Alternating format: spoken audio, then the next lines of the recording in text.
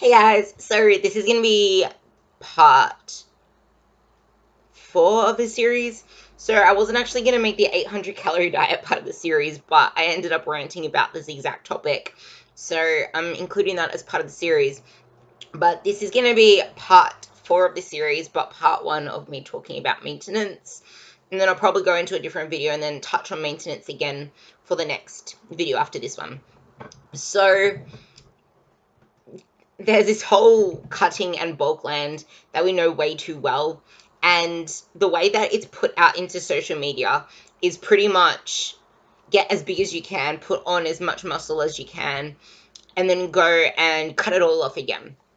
And the thing is, not everyone really wants to just get as big as freaking possible and have all the fat additions to go with it, and then put themselves into such a great deficit that they're pretty much struggling to socialize and to have the good relationship with food, which is what I touched on before. It's pretty much disordered eating and putting yourself through a really negative food relationship cycle, like yo-yo dieting, because it's like you're overfeeding yourself and then you're underfeeding yourself.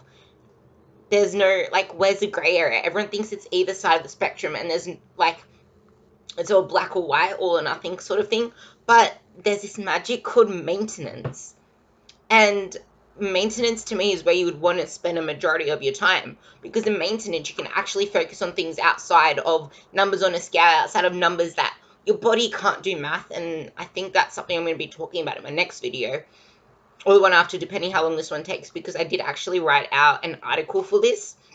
So I'm going to be pretty much looking at my article while I try and go into more detail within this visual, because a lot of people seem to get visuals more. I'm going to try and keep it short. So if I go over like 20 minutes, I'll make another video. But maintenance. Sometimes maintenance is a goal in itself. Like, it's not exactly easy to stay the exact same way, because sometimes you could be overeating without, like, you could easily be bulking without the intention to. And cutting kind of is really hard unless you're tracking. But what is maintenance? It's okay, it's a ballpark where your calories are allowing you to pretty much maintain the same weight. Like, you're not aiming to gain weight, you're not aiming to lose weight in terms, but you can still progress. Maintenance does not mean that you can expect your weights in the gym to remain the same. You can still get some, like me, for example, I've been maintaining for ages. I've been aiming to maintain for ages because one, I have a weight class to make with my powerlifting, and two, I'm happy where I am. Like, I don't have the intentions of cutting down any further, and I don't exactly really want to put on any excess fat. So my measures of progress do not lie on the scale. They do not lie on me getting any leaner. They do not lie on me looking any freaking bulkier.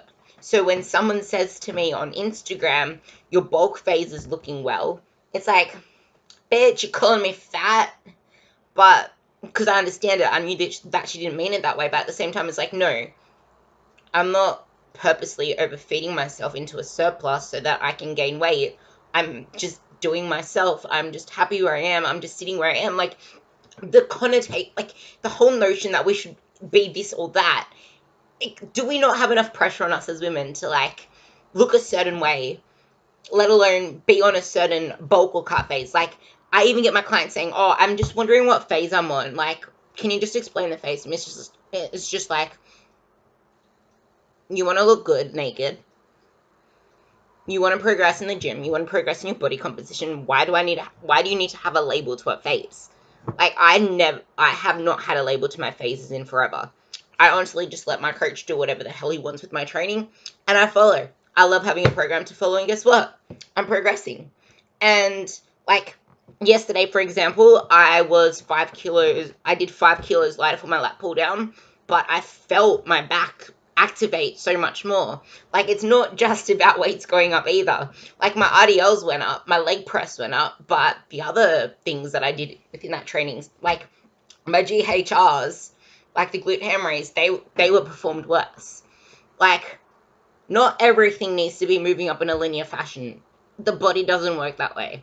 So pretty much maintenance is where you are sitting in a ballpark measure of your calories, and I'll explain the ballpark, where you aren't really losing or gaining weight.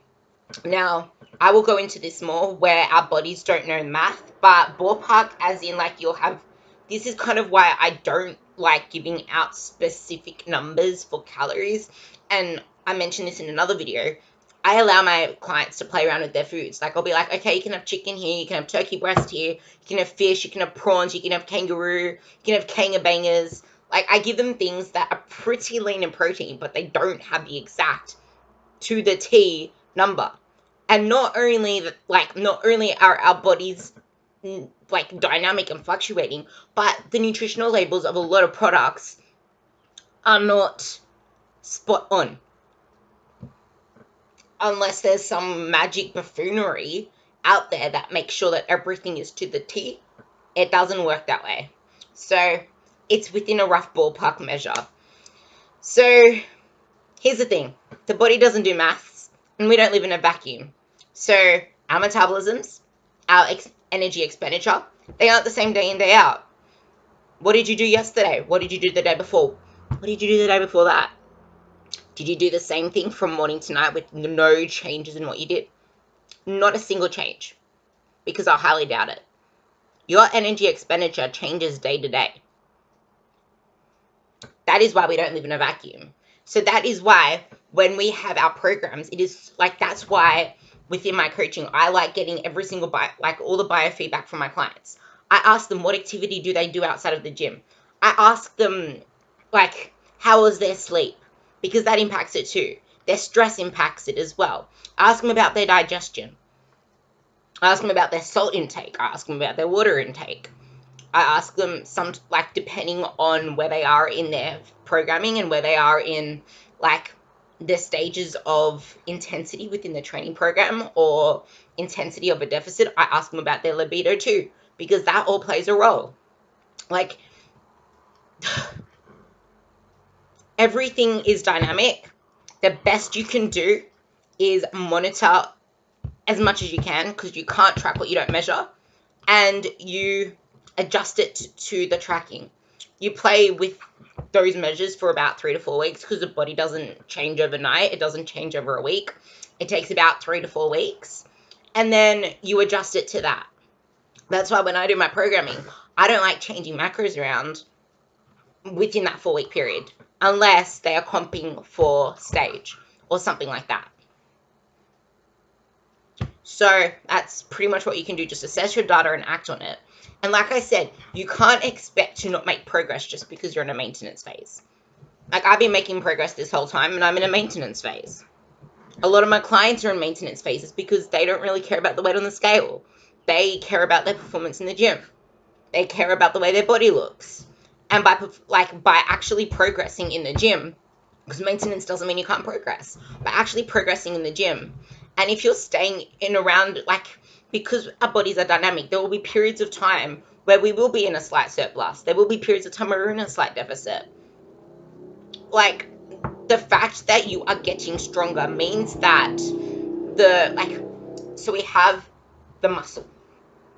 There would either be myofibrillar hypertrophy, which is the actual muscle getting bigger, which means you get more strength potential out of the muscle, which kind of makes it that dense look that you can kind of see in that dense type of look that you want. Like when you say you want to look toned and defined, that's what you want.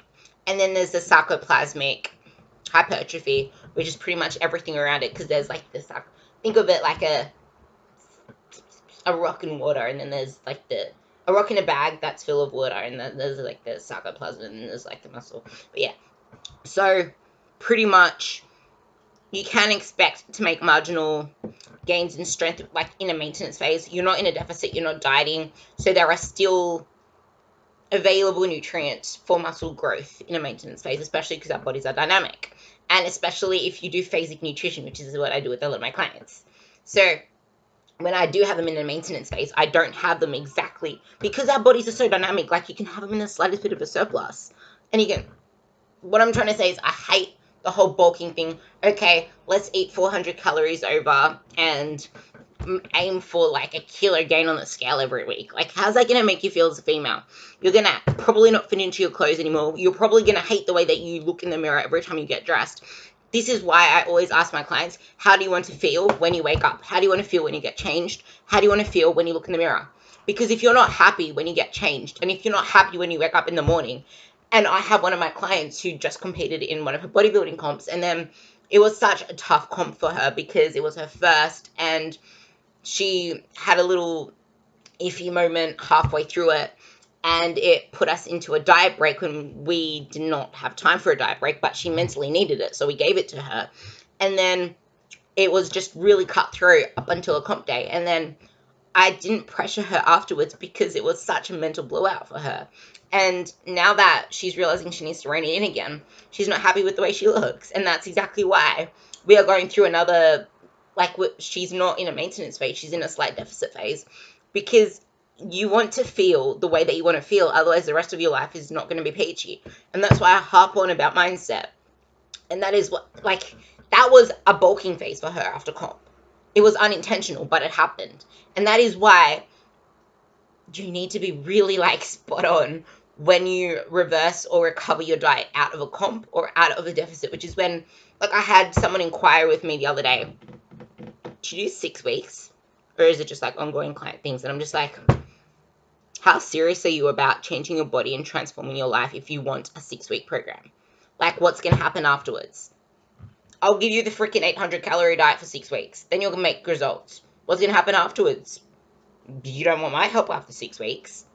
That kind of thing. Like, I will be okay with doing 12-week challenges if 12 weeks is way better than 6 weeks. But if in that time I can teach them, and if in that time they express interest to learning what to do afterwards, to staying probably on board afterwards, and having that after diet looked after. Anyway, that's why I don't do 6 weeks.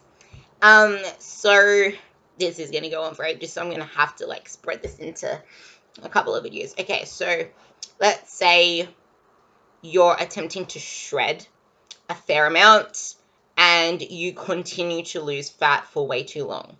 The adaptations to that are insane, and this is why our bodies are dynamic. So, for example, if you're attempting to shred for too long and or too much, you want to too much because you bulk too far, your hunger will increase. It will take more food to get you satisfied with the food. Like, there is decreased satiety with food. You will get increased fatigue because you will not have enough fuel to take you through the day. You will not be able to eat as much in a day to actually have you perform. So your performance will fall. And if your performance falls, there is an increased risk for muscle loss for one. Your total daily energy expenditure will fall. Your non-exercise activity will fall, which means a lot of your daily energy will fall. And then you'll have to drop your calories even more to get into more of a deficit. And your metabolism just keeps adapting. And this is why people always say metabolic damage. It's not damaged. You just fucked up your cut and you're dieting too long. And you've been dieting too long or too aggressively. But you can get out of it. You just need to be smart about it, and you have to be okay with not always aiming to see this weight on the scales go down. Now, the longer you've been dieting and the longer that you've been doing this diet fuckery, the longer it's going to take you to recover out of it. But you're not broken and you're not damaged. And this is why I hate the book Cut Cycles. It's just a horrible relationship with food, and you're setting yourself up for complete disaster. So it's hard to be patient and to play the long game, but it sometimes really needs to be done. Like, unless there is a date that you want to get ready for, and unless you're willing to suffer the repercussions, like go through something really tough and then tough it out afterwards to reverse slowly, that's completely fine. I've done it to a few people before where we've had to be really for the first bit and then slow it down and then revert, like, have a big diet break in between. But what's the whole point when you can just, like, make it something that you enjoy for life? Like, take it. That's why I made that podcast on the Yellow Brick Road. Like, you're going to see The Wizard of Oz, which is where you want to go. You're on the Yellow Brick Road. Are you just going to keep blocking off everything and waiting for the big bad witch to come and get you? Or are you going to stop along the way and have fun with bloody that? There was a scarecrow, the Tin Man, and the lion. Like, you're gonna want to stop and have some fun on the way. And you're gonna get thirsty and you're gonna have to stop to pee and eat and stuff like that. Like, you want to enjoy the journey. Otherwise, once you get to see the Wizard of Oz, it's just a castle with no one there except the wizard. That's a very lonely trip, and I don't know who would want a lonely trip in life. And who's to say once you go see the wizard, you're going to be happy? What if the wizard's a total bitch? So, yeah. You're also talking about this shred. I want to finish this bit off. Your mood will get worse. Your emotions will get worse. Your menstrual cycle may stop because your stress will get worse. Your sleep will get worse. Your digestion will get worse, and it just goes on. So, and now if you look at the bulking end, if you try to put on too much too fast, or if you blow out after comp and you put on too much fat mass, this is when I actually implement a mini cut, because it is really essential to get out of this phase. But if you put on too much fat, you decrease your insulin sensitivity so much. You increase your insulin resistance. That's what happens if you blow out. But if you actually do a purposeful bulk and you're aiming to put on too much too soon and you do it for too long, then that's going to mean that you're going to have to keep increasing your training volume and your training intensity, which increases your risk of injury. And that's why it's really important to phase your training around it as well. Like, not just keep focusing on volume and intensity both at once, but go through phases of like metabolic training, strength training, hypertrophy, frequency, less frequency, more intense, stuff like that. And then there's the stuff that really goes around the aerobic training and functional training. And by functional, I mean like stuff that corrects things like one arm landmine presses, bottoms up kettlebell press, single leg RDLs, things that, stuff like that. So, and that will lead to increased fatigue. And that pretty much covers the first tiny little bit of my page because I ramble too much. But basically, the human body wants to remain the same. So in going through bulking and cutting cycles, all you're doing is fighting fighting fire. So it's much more sensible to take it step by step, enjoy the process, learn your body, and realize that the longer you try to push an imbalance, the more it will fight against you. It's like when you go walking up a hill or riding your bike up the hill. You'll start off with a lot of energy to start with, but as you go along the hill will actually feel steeper because it gets harder. Or it might actually get steep. Well, let's just say it gets steeper along the way because it does actually get harder as you go. So you get more tired as you go. The hill gets more steeper as you go. And all the time it's just trying, like, your chances of falling back just get higher. That's the way that I see it.